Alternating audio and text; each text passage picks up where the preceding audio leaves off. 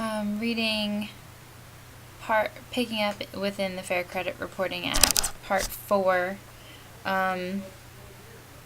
within G 14, Rules of Construction. This is the very end of, say, the section about risk-based pricing notices and about credit score notices and applicants with no credit scores. The rules of construction. A, number of notices. Only one notice is required to be provided to a consumer per credit extension. B, multiple creditors. An initial creditor must provide the notice, and a purchaser or assignee is not responsible for providing the notice. C, multiple consumers. Risk-based pricing notice with a credit score. Okay, when there's multiple consumers with regards to the risk-based pricing notice with a credit score, in a transaction involving more than one consumer, each consumer must receive a notice that contains only their credit score and not the credit score of the other consumer, whether the consumers have the same address or not. And Roman numeral 2, risk-based pricing notice without a credit score. If the consumers have the same address and the notice does not contain a credit score, a single notice can be provided addressed to both consumers. And 3, credit score notice. In a transaction where 2 or more consumers are granted credit, a lender must provide a separate credit score notice to each consumer that contains information on just that consumer's credit score.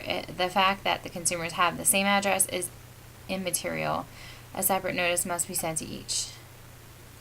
H, disposal of consumer information. Banks must properly dispose of any consumer report information they maintain or otherwise possess in accordance with the interagency guidelines for establishing information security standards. Roman numeral 4, responsibilities of information providers. A, information must be accurate. Furnishers of information may not report inaccurate information that they know or have a reasonable cause to believe is inaccurate.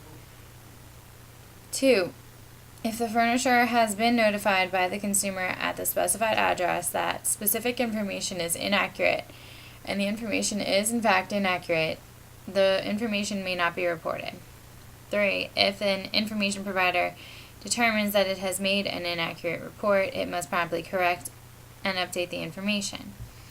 4. Information reporters must notify consumer reporting agencies if the voluntary closure of the account by the consumer during the period in which the account is closed.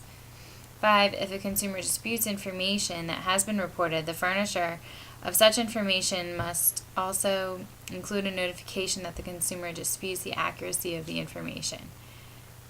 6. If, after a reinvestigation, any item on a report is found to be inaccurate, incomplete, or unverifiable, the consumer reporting agency must promptly modify or delete that item of information from the consumer's file, promptly notify the furnisher of that information that has been modified or deleted. And 7, information reporters must provide the month and year of the start of the delinquency that resulted in a charge-off, placing the account for collection or similar action within 90 days of furnishing the charge-off or collection information. Part B, disputes. After receiving notice of dispute from a consumer reporting agency, the provider must conduct and complete an investigation of the disputed information within time frames stated by the consumer reporting agency once notified of the dispute, which is 30 days. 2, review all relevant information provided by the consumer reporting agency. And 3, report the results of the investigation to all consumer reporting agencies that were given the incomplete or inaccurate information. C, identity theft measures. Definitions. The term identity theft refers to a fraud committed or attempted using the identifying information of another person without authority. The term identifying information refers to any name or item of information that may be used alone or in conjunction with other information to identify a person. Identifying information can include the name, social security number, date of birth, official state or government issued driver's license or identification number, alien registration number, government passport number, employer or tax ID number, using biometric data, unique electronic identification number, address, or routing code, and telecommunication identifying information or access device. The definition of an identity theft report is a report that alleges identity theft with as much specificity as the consumer can provide. It specifically involves supplying details that may include specific dates related to the identity theft, how the consumer discovered the theft, identification information on the perpetrator if known, names of information furnishers, account numbers, or other information related to the identity theft, and any other information the consumer may provide. Third, an identity theft report is a copy of an official valid report filed by the consumer with a state or federal law enforcement agency, provided the filing subjects and consumer to criminal penalties for filing a false report should the information in the filing be false. Fourth, may include additional information that an information furnisher or consumer reporting agency reasonably requests for the purpose of determining the validity of the alleged identity theft, provided the requester makes the request not later than 15 days after the date of receipt of the copy of the report or the request for service by the consumer, whichever is later, makes any supplemental requests for information, and final determination on the acceptance of the identity theft report within another 15 days after its initial request for information or documentation. And the requester will have 5 days to make a final determination on the acceptance of the identity theft report in the event that the additional documentation or information is received on the 11th day or later within the 15-day period. 2. Blocking information related to identity theft. A and B. A. Furnishers of credit information must have procedures in place to respond to notifications from consumer reporting agencies that information is the result of identity theft and block re-reporting that information. And B, if a consumer notifies a furnisher that the information it is maintaining results from identity theft and submits an identity theft report, the furnisher may not furnish such information to a consumer reporting agency unless it knows or is informed by the consumer that the information is correct. Third, fraud alerts. Fraud alerts must notify users of reports that the consumer may be a victim of fraud, including identity theft, or is an active duty military customer. Initial alerts are at the request of a consumer. A consumer reporting agency must include a 90-day initial fraud alert in the file of a consumer and alert other consumer reporting agencies. If the consumer specifies a telephone number, the user of the report must contact the consumer at the number or take reasonable steps to verify the consumer's identity and confirm that the credit application is not the result of identity theft. Extended alerts include when consumer reporting agencies include extended fraud alerts if the consumer provides an identity theft report, such as a police report, and users must contact the consumer in person or by telephone or other reasonable contact methods designated by the consumer to confirm the application for new credit. Consumers are excluded from pre-screen lists for 5 years. Active duty alerts are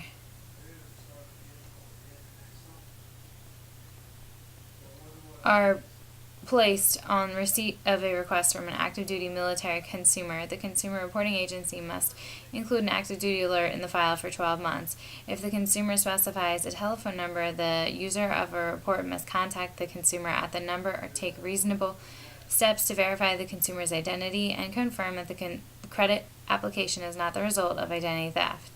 3. Requesters are excluded from pre-screen lists for 2 years. E. Proof of identity. Consumer reporting agencies must develop reasonable procedures for what information consumers must provide to constitute proof of identity. When developing these requirements, the consumer reporting agency must ensure that the information is sufficient to enable the consumer reporting agency to match consumers with their files and to adjust the information to be commensurate with an identifiable risk of harm arising from misidentifying the consumer. Pre-screen notices. 1, 2, 3, 4, 1. Coverage. Any person who uses a credit report on a consumer for a credit or insurance transaction that is not initiated by the consumer. 2. Pre-screen notice requirement. With each solicitation sent to the consumer, the bank must provide a short form and long form pre-screen notice.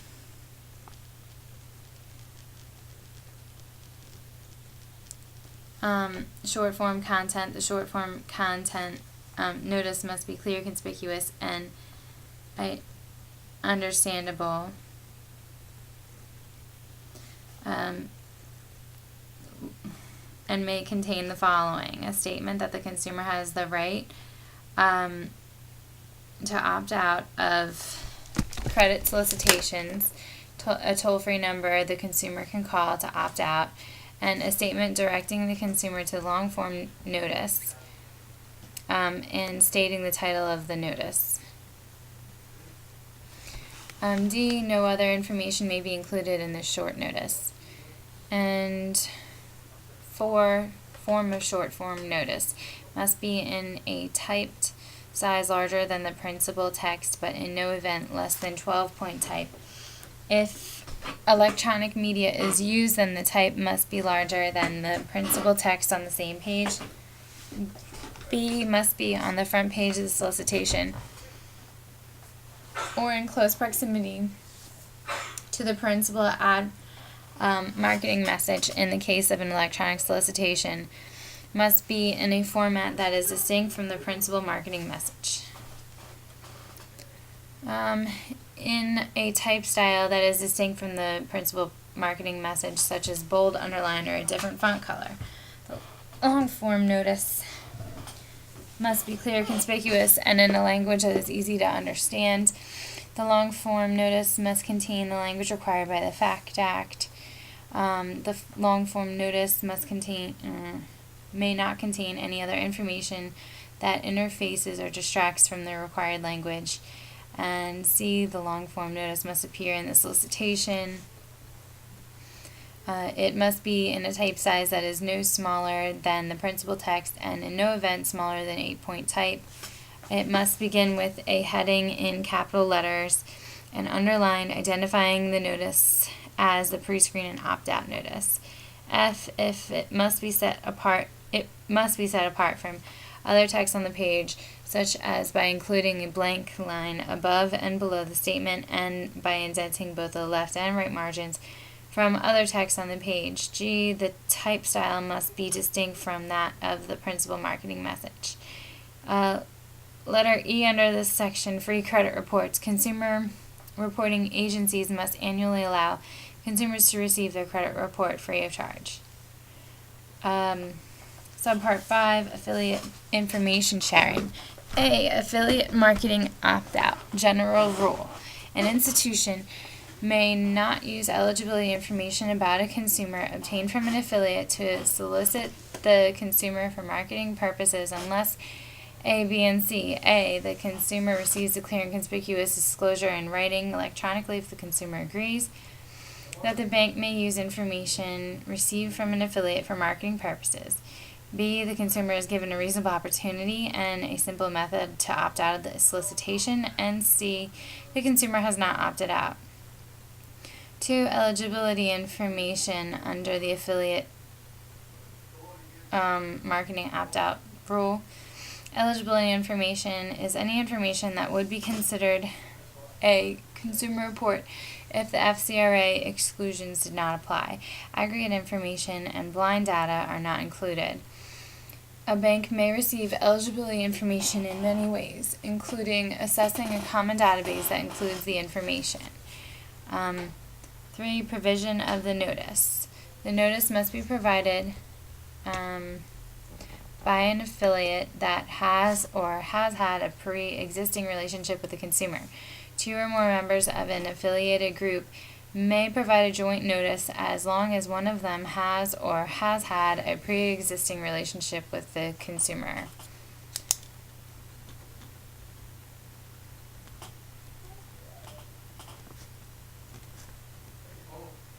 Making solicitations. The general rule is that a bank can make a solicitation for marketing purposes if it receives eligibility information from an affiliate and it uses the eligibility information to identify the customer or type of customer to receive the solicitation. B, establish criteria to use to select a customer for solicitation, or decide which of the bank's products or services to market to customers, or tailor the bank's solicitation to that customer, and as a result, the customer receives a solicitation. B. Under making solicitations, a bank does not make a solicitation if a bank affiliate or one of the affiliate service providers uses the affiliate's eligibility information of a customer with whom it has a pre-existing relationship to market the bank's products or services, as long as the bank does not directly market its products or services to the customer. And fifth, under affiliate marketing opt-out, the use of eligibility information by a service provider. A bank uses eligibility information from an affiliate if a service provider receives and uses the eligibility information on behalf of the bank. B. A bank does not make a solicitation if a service provider receives eligibility information from a bank's affiliate that the affiliate obtained from the consumer in connection with pre-existing business relationship and uses the information to market the bank's products and services as long as the bank's affiliate controls access to and use of the information by the service provider. And 2. The bank's affiliate establishes specific terms and conditions in writing under which the service provider may access and use the information, including the types of products and services to be marketed, how many times marketing materials can be sent to the customer, and the affiliate periodically evaluates the service provider's compliance with the terms and conditions. Roman numeral 3. The affiliate requires the provider to establish policies and procedures in writing to ensure that the service provider complies with the terms and conditions established by the affiliate to govern the marketing program. 4th, the bank's affiliate is identified on the marketing materials. And 5th, the bank does not directly use the affiliate's eligibility information. There are exceptions to the opt-out rules, A through E. The communication is to a customer with whom the bank has a pre-existing relationship. B. The communication is to a customer to whom the bank supplies employee benefits through an agreement with the customer's employer if the communication arises out of that relationship. C. The bank is performing services on behalf of an affiliate, except that the bank cannot send a communication to an individual if the affiliate would have been able to do so due to the individual's opt-out, would not have been able to do so due to the individual's opt-out. D. The communication is in response to a consumer-initiated request. And E. The bank's compliance would cause it to violate the anti-discrimination laws pertaining to insurance of any state in which it is doing business. Scope of opt-out. A through E again. The general rule concerning the scope of opt-out is that a consumer's opt-out prevents any affiliate covered by the notice from using eligibility information to make solicitations to the consumer. For continuing relationships, if a consumer establishes a continuing relationship with a bank or its affiliate, an opt-out election may apply to eligibility information obtained in connection with continuing relationships established with the bank or its affiliates, as long as the relationships are adequately described in the opt-out notice or any other relationship is described in the notice.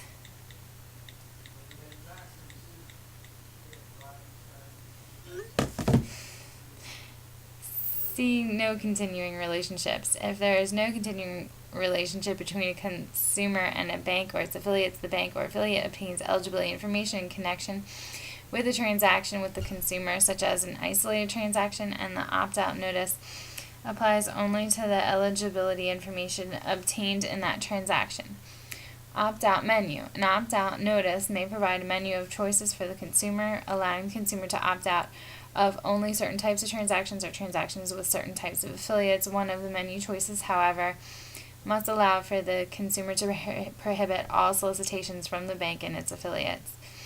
E. New opt-out required. A new opt-out notice must be provided to the consumer if, after terminating all continuing relationships with the bank and its affiliates, a consumer establishes a relationship with the bank or its affiliates, and eligibility information will be used to make a solicitation to the customer. The duration of the opt-out is effective for 5 years, beginning at the time the consumer's notice is received. Opt-outs may be for longer periods, including opt-outs that last indefinitely, but they must last at least 5 years. Joint relationships. In relationships with more than one consumer, each consumer has the right to exercise the option to opt out. The bank may send one opt-out notice to one of the consumers for the joint relationship. B. Any of the consumers may exercise the right to opt out. C. An opt-out by one of the consumers may be treated as an opt-out by all. I think it must be treated as an opt-out by all, or each consumer may opt out separately. D. If each consumer is permitted to opt out separately, one of the joint consumers must be able to opt out on behalf of all of the consumers in the relationship, and the joint consumers must be able to exercise their separate rights to opt out in a single response. E. A bank cannot require all joint customers to opt out before implementing an opt-out direction. 10. Content of opt-out notices. The notices must be clear, conspicuous, and concise. Include the name of the affiliate, and if affiliates share names, must indicate that there are multiple affiliates and indicate their common names. C. Include the list of affiliates or types of affiliates whose use of the consumer's eligibility information is covered by the notice. Common names must be noted. D. Describe the type of eligibility information that may be used. E. Disclose the consumer's right to limit the use of the eligibility information. State the state the duration of the opt-out and the fact that the consumer may renew at the end of the period. G. Contain a disclosure that the consumer does not have to renew the opt-out until notified, if the notice is provided to consumers who have previously opted out, such as when annual notices are sent. H. Contain a reasonable, simple method for the consumer to opt out. I. Explain how the right to opt out works in joint relationships if the notice is provided to consumers in joint relationships. And J. Accurately describe the opt out right in a clear, conspicuous, and concise manner if the bank affords consumers a greater right to opt out than is required by this regulation. 11. Opt out notices may be provided and consolidated with other notices that the bank is required to send. And 12, the opportunity to opt out. A bank may not use any eligibility information received from an affiliate to market products or services to a consumer unless the consumer has a reasonable opportunity to opt out. Examples of reasonable opportunity to opt out includes 1 through 7. 6. Mailing the opt-out notice and giving the consumer 30 days to opt out by reasonable means. 2. Posting the opt-out notice on the bank's website where the consumer has received a product or service and giving the consumer 30 days to opt out by a reasonable means. 3. Sending the opt-out notice via email to a consumer who has agreed to receive disclosures electronically and giving the consumer 30 days to opt out by a reasonable means. 4. Giving the opt-out notice at the time of an electronic transaction when, as a necessary part of proceeding with the transaction, the consumer must decide whether to opt out. 5. Giving the opt-out notice at the time of an in-person transaction when the consumer is required to decide whether to opt out as a part of proceeding with the transaction. And 6. Providing the opt-out notice with the Gramm-Leach-Bliley Act privacy notice and giving the consumer reasonable time to opt out by using the same method as the privacy notice. Means of opting out, delivery of opt-out notice, renewal of opt-out, all are contained within that section, and I'll continue that in another recording.